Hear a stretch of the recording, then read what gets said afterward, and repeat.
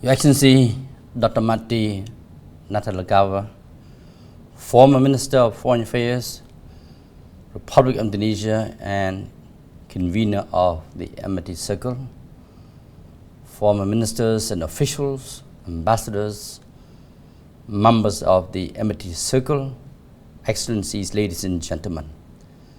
Since the Amity Circle last met in April 2025, ASEAN has moved through a period of both consolidation and change. That year marked two defining developments. First, the adoption of ASEAN 2045, our shared future, a long-term framework that sets direction for the next 2 decades. Second, the accession of Timor-Leste as ASEAN's 11th member, completing at last the geographic idea that underpinned ASEAN's founding. Together, these steps reflect a region that is not standing still. ASEAN is positioning itself to be more resilient, more adaptive, and more relevant to its citizens in a more demanding and challenging environment. Excellencies, ladies and gentlemen, many of you have borne witness to and indeed have shaped ASEAN's steady march through history, from the early days of the ASEAN Free Trade Area to the establishment of the ASEAN Economic Community. That trajectory is continuing despite the glaring headwinds of the global economy. The current effort to upgrade the ASEAN Trade in Goods Agreement will mark an important chapter in this unfolding story, moving ASEAN closer to a genuinely integrated market and production base. At the same time, ASEAN is pushing into the digital domain. Negotiations on the Digital Account Framework Agreement are now substantially advanced, with over 80% concluded. If completed and ratified on schedule, this will unlock the scale of a regional digital economy projected at around $2 trillion, an opportunity ASEAN cannot afford to miss. Externally, ASEAN is both strengthening and diversifying its economic relationships. It continues to upgrade existing free trade agreements, 7 to date, while pursuing new ones, including with Canada, and exploring cooperation with groupings such as the Gulf Cooperation Council. This is a deliberate strategy to widen options, reduce vulnerability, and avoid excessive dependence on any single partner. Excellencies, ladies and gentlemen, these efforts are taking place against a far more unsettled global backdrop.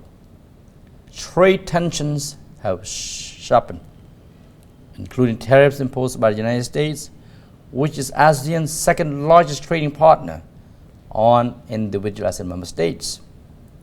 The response from ASEAN has been more coordinated than in the past. Foreign and economic ministers are now working more closely together, reflected in the first interface between the ASEAN Foreign Ministers meeting and the ASEAN Economic Ministers meeting, and the establishment of a geo-economic task force. ASEAN has adopted a dual approach. At the national level, member states are engaging Washington directly. At the regional level, ASEAN continues to support an open rules-based trading system anchored in the World Trade Organization. Recent legal developments in the United States, particularly the Supreme Court ruling invalidating tariffs under the U.S. International Emergency Economic Power Act, may introduce a degree of recalibration. Some ASEAN members may need to revisit arrangements already made. However, the broader direction is clear. Tariffs justify on national security or unfair trade grounds remain very much in play. This holds profound implications for ASEAN economies. The region is deeply embedded in the global value chains. It is therefore highly exposed to shifts in supply chains, competitive tariff regime, and the growing use of industrial policy and subsidies by major economies.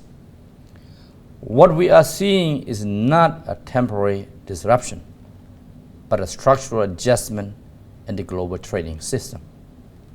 In such conditions, predictability and stability become scarce, and yet it is precisely what businesses require. Excellency, ladies and gentlemen, security developments closer to home have also been sobering. The border conflict between Cambodia and Thailand tested ASEAN's cohesion and unity in a very direct way, and it's worth recalling that it was Indonesia's diplomatic resolve under His Excellency Dr. Amidst's tireless personal stewardship during his 2011 ASEAN Chairmanship that helped pull the two neighbors back from the brink of conflict. The Kuala Lumpur Peace Accord and subsequent mediation efforts facilitated under Malaysia's 2025 chairmanship and, of course, leadership have contained the situation. But the episode is a reminder that ASEAN is not immune to intra-regional conflict. Stability cannot be assumed.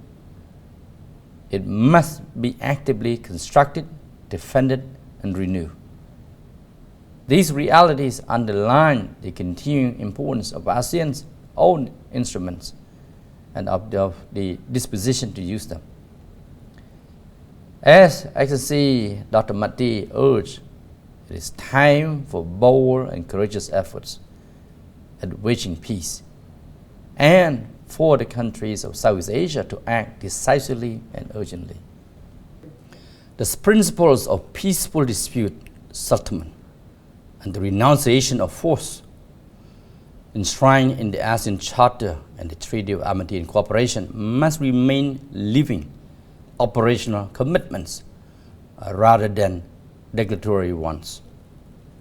This year's 50th anniversary of the Treaty of Amity and Cooperation is therefore more than a ceremonial milestone. Its continued relevance will ultimately be judged not by the eloquence of the tributes paid to it, but by whether its principles hold when they are most tested.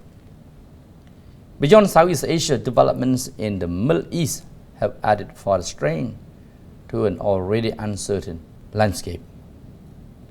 The renewed outbreak of conflict there reflects a broader trend, the increasing willingness of states to use force in pursuit of national interests.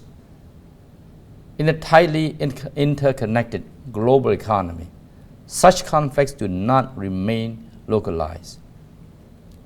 They transmit quickly through soaring oil and gas prices, disrupted trade routes and supply chains, and severe financial pressures, especially for developing economies.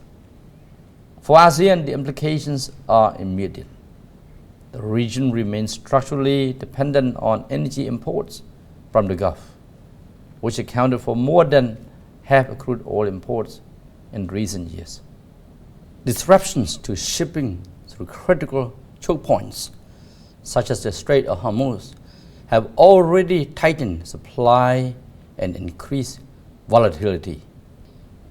Even where flows continue, they do so at significantly higher costs, undermining our economic growth prospects for the year ahead.